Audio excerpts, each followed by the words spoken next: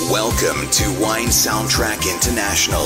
Listen to the passion with which producers narrate their winery and their world. In 30 answers, discover their stories, personalities, and passions. Hello friends and listeners of Wine Soundtrack, this is Andrew Ashurst, and today I am sitting with Raquel Ferré.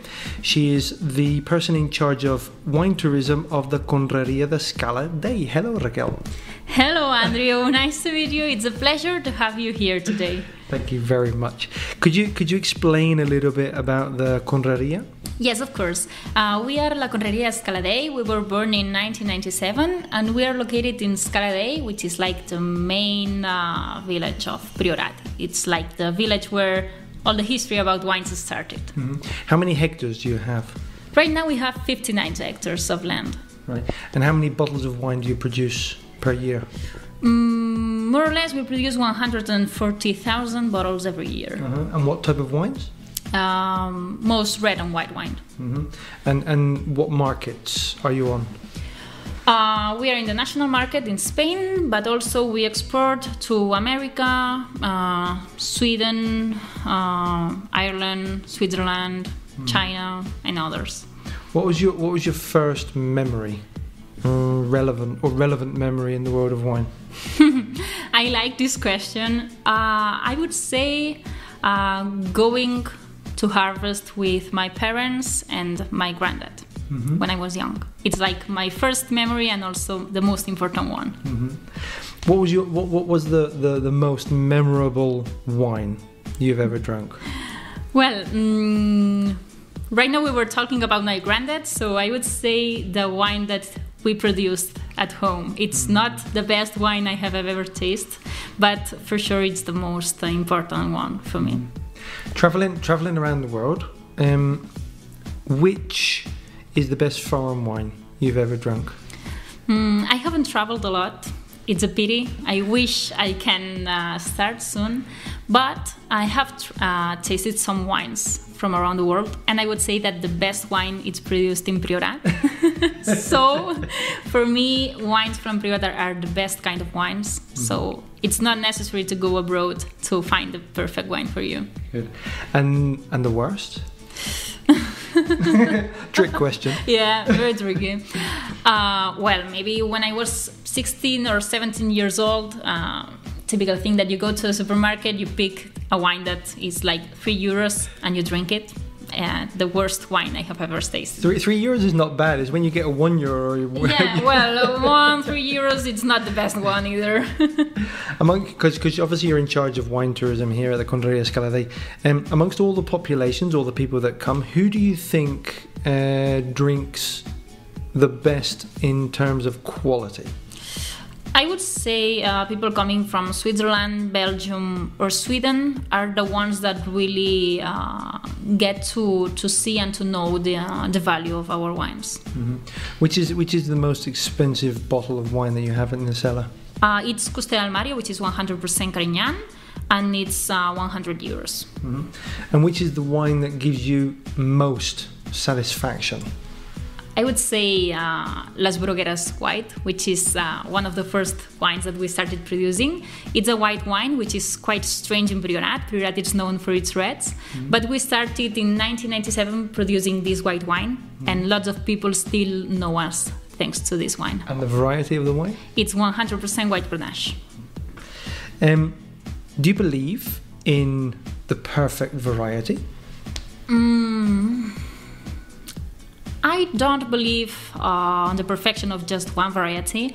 I believe on the hard work that we put on working on the land and the vineyards, and then also on the varieties. So I would say that there is no perfect variety, but the work that you put on it. I think Jordi told me before, Jordi is the winemaker, he said that you put a lot of focus, a lot of emphasis on the vineyard. Yeah, that's it. For us, it's the most important thing, what we get from the vineyard. What's your opinion of wine critics and scores? Well, I think they do quite an important work, an important job. They taste so many wines and they still have still know which one is the best one. So for me, it's very important what they do, because they get to know every wine and they get to know the history behind every wine. And they value not only the wine itself, but also the process and the philosophy that it's behind every bottle of wine. Mm-hmm. Okay, now talking about wine and preferences, what do you prefer? White, red, or rosé? Red, no doubts. From Priorat, possibly? Yeah. Totally. Red wine from Priorat, it's the best wine for me. Right. And still or sparkling? I think it's a bit of a silly question, but... Yeah, still. But if you were to drink a sparkling wine, would you stick with the most common, most well-known in the world champagne, or would you go and choose something different? I never drink a sparkling wine, but I would go to champagne, yes. Mm-hmm. Uh-huh.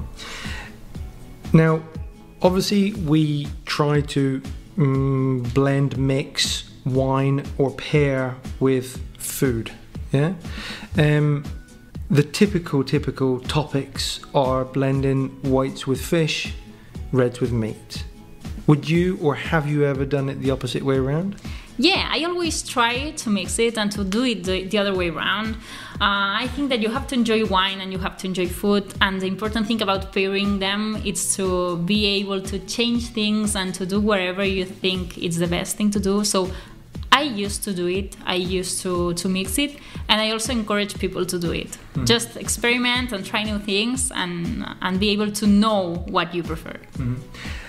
Personal question, sorry about this, but have you ever had a glass too many? So many times. It's quite easy really here in Priorat, probably. Yeah, we drink wine all day long, so it's super easy. Right. And what's the best remedy for a hangover? I would say to drink a lot of water and to go outside and have some fresh air. Mm-hmm. fresh air. Probably here you've got really good fresh air actually. It's not like in the city, so it's really nice. When talking about people that do not actually drink, because there are people that choose not to drink and people that cannot drink for health reasons. What exactly are they missing out on if they cannot taste one of your wines? Well, of course, they are missing the sensation that you get when you drink a glass of wine from Priorat, but also they are missing all the cultural thing that goes behind every bottle. So it's not only the wine, but also the cultural thing. Here at Wine Soundtrack, we love to imagine different scenarios. And the first scenario we're going to imagine is that you have to imagine that a spaceship, an alien spaceship, comes down and is going to land in the middle of one of your vineyards, which is quite difficult here in Priorat, right? Which is quite complicated. Which wine would you give them to taste? If I imagine that they land here in Scala Dei, which is, as you said, almost impossible, I would recommend a Scala Dei Villa, which is a wine coming just from one village, which is made of red Grenache and Carignan. And if they land in Scala Dei, they have to taste this one. How was the vintage this year? This year is 2022. Was it difficult? Was it different than the rest? Yeah, for sure it was different. This has been a very dry year and also very hot, so we didn't get no water. The vintage was coming earlier than usually, so we started harvesting in the middle of August, which was super strange. The other years we started on September until October, so this year was super early. We didn't have much quantity, but the quality was pretty good, so we are happy about it. But of course, this is changing year over year. Do you have any good luck rituals when harvest comes? Like, do you go dancing around the vine or something like that? Well, if we have some glasses of wine, maybe we're gonna start dancing. But I would say that the guys that working the land, what they do every year, year after year, it's to work one with the other one, to do, I don't know how to say it, but teamwork, team building, team building, yeah. And I think this is the most important thing when we are in harvesting. Many producers, they walk around the cellar, they talk to the bottles, they talk to the barrels. Does art.We do the same? I don't know, I'm not sure, but I would say that he does. Wine is developing step over step. When the wine is doing the aging, of course, it's changing month over month. So I think it's good if we tell the wine that he's doing fine, like he's doing a great job. Just a little pat on the back on the way. Yeah, that's it. You're doing great. Yeah, just keep on going. You're doing great. Yeah, that's it. So maybe yes, he does. I'm not sure, but maybe he does. Good. Some people, they actually read tea leaves, obviously to try and predict the future. No? At the bottom of a red wine glass, sometimes we see or find sediments. Mm-hmm. What would you like those sediments to reveal? That's a very nice question. I would say that the best thing that a glass of wine could tell you is the history behind the bottle you're drinking. I always try to imagine, and I really like imagining that behind every bottle there's a different history. Of course, the vintage is different, but also the moment you're drinking it. So I would like to tell, for it to tell the history about the bottle you're drinking. Mm-hmm. Nice. What did you want to be when you grew up? I don't know. I had like so many dreams. I didn't have like a concrete idea of what I wanted to be. I just had one thing for sure, that it's like I imagined myself with 20, 30, like when I was older, living in Priorat. Mm-hmm. So I think my dream has come true. So at the moment you're living the dream. Yeah, that's it. How do you spend your free time? I really like doing sports. I like going for a run or walking in Montsant, which is our magical mountain. Mm-hmm. So for me, it's the best thing that I can do in my free time. Mm-hmm. What's your favorite singer or group? Impossible to tell. It's impossible. Like if you look at my Spotify, you'll find so many different things, and like in the morning I'm listening to something, in the afternoon something completely different. It depends on the moment. I really like getting to know new artists every day. So I cannot tell you. Anything and everything. Yeah, that's it. What's your favorite film dedicated to the world of wine? Some months ago, I was doing a tour with some American people, and they asked me if I had seen one American film that was called Sideways. And I didn't, but they made me watch it. So I watched it, and I think it's one of the best films regarding wines. It's a good film, no? Quite funny. That's it. It was funny. It was like super good to see it. There's a before and after with wine culture, especially in America, but also to the rest of the world with that film. So. Yeah, that's it. It's an important film, I would say.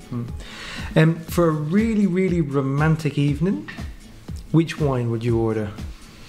I would say a wine from Priorat, obviously. Mm-hmm. I would go to a blending of red Grenache and Carignan, mm-hmm. or 100% Carignan, which is my favorite variety. Mm-hmm. But a strong red wine.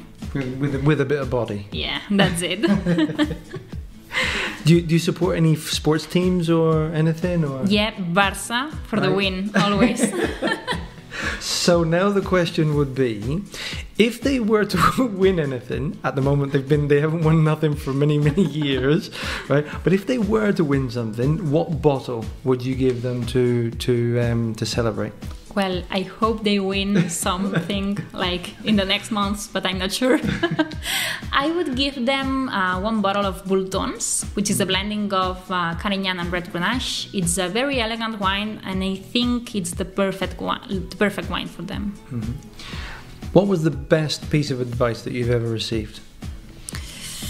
I would say some months ago I was doing a tour to someone, like a couple that was from Belgium, I think.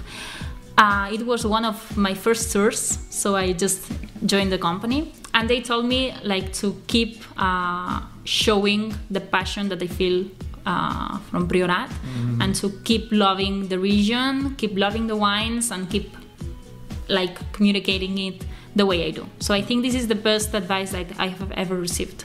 Mm-hmm. Nice. And which piece of advice would you give others? To keep learning as much as they can about wines. I think wine, you never know everything about wines. So you have to get to know new wines, new regions, new people, and hear everything they have to tell you. Mm-hmm. What's your proudest achievement at work? I would say making people feel happy and making people love Priorat wines. I think that when someone comes, they have a tour, they have the tasting, and then they leave and they are happy and they have learned a lot, and they tell me it's been one of the best tours that we have ever done. For me, this is the best thing that they can tell me. Mm. Very, very, very satisfying, no? Yeah, that's it, yes. I want you to complete this sentence, right? A table without wine is like...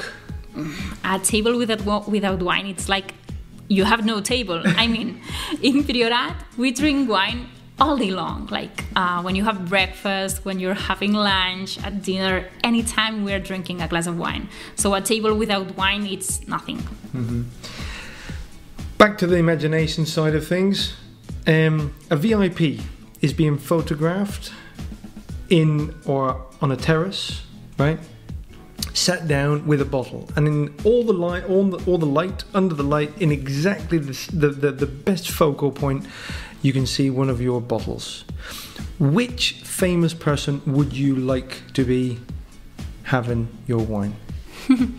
So this morning I was just scrolling on Instagram and I saw a video of George Clooney. So now what it comes to my mind is George Clooney drinking a glass of our wine, because it's wines from Priorat are strong wines, full-bodied wines, and elegant wines, and it's the famous person that comes to my imagination right now. What sort of wines do you think we're going to be drinking in the year 2300? It's complicated because with all the climate change and all the situation that we are having right now, it's kind of complicated imagining this. But I think that for sure wines that are in vineyards in high altitude, I hope that they can still drink wine in that year, but it's getting complicated. Do you think we're going to be drinking wines in 2000 years' time? I hope so. I think wine is a very important thing just for the society, and also it's a cultural thing, as I said. So I hope that we can still be drinking wine, but I'm not sure because the situation it's been pretty complicated. I want you to try because I know your likes and dislikes with music. Very difficult for you to choose. Right? I want you to try and name 3 wines that you would actually take on a desert island. Impossible. I cannot. I can't. She likes everything. Yeah, no, I like everything, and it's impossible to just pick 3 wines. Like, I prefer staying here and not going to the desert island and just have all the bottles that I want just for me and to be able to taste everything. I couldn't pick just 3. It's impossible. Okay, I'll let you off with that one. Which winemaking area would you like to explore? Every single one. As I said, I haven't had the chance to travel a lot, so I would really like to get to know every winemaking area and just get to know their wines, their culture, and their way of working. As I said, you can never know everything about wines, so I would really like to get the chance to travel and to learn new things. Good, superb. We've not finished yet, Raquel. Okay. We've gone from imagining situations. Now we're going to play a little game. I want you to. I'm going to give you 2 varieties, right? A white and a red, that we've already spoken about, and I want you to pair them with a song or a style, a music style. All right. So let's go first with Cariñena, which is the same as Samsol. No. So let's go with Cariñena. Cariñena, it's my favorite variety, I would say. And I think it would pair pretty good with red wine, like one of the most famous songs in the wine world. But for me, it's an important song because I remember when I was younger, just listening with my dad and my brother. So I would say this one. And let's go with Garnacha Blanca, which is white Grenache. For white Grenache, I would say some song that it's like calm, relaxing. For me, white Grenache, I really like drinking a glass of white Grenache like outside, just enjoying the views. Or candles in the bath. Also, like something really, really calm and relaxing. So I'm not able to pick just one song, but I would say something calm and relaxing. Raquel, thank you ever so much for letting us come today. Fantastic talking with you. Please remind the listeners where they can find your wines. Can they come to the tasting room and your website? Thank you, Andrew. It's been a pleasure for me. Yeah, of course, they can come whenever they want. It would be a pleasure to have them here in Scala Dei. So if you ever travel to Priorat, you must visit Scala Dei. So you'll be very welcome to La Conreria. And you can find our wines here on our shop or also on our website, which is vinslaconreria.com. Perfect. Thank you very much. See you soon. Thank you so much. It's a pleasure. Thanks for listening to a new episode of Wine Soundtrack International. For details and updates, visit our website, winesoundtrack.com.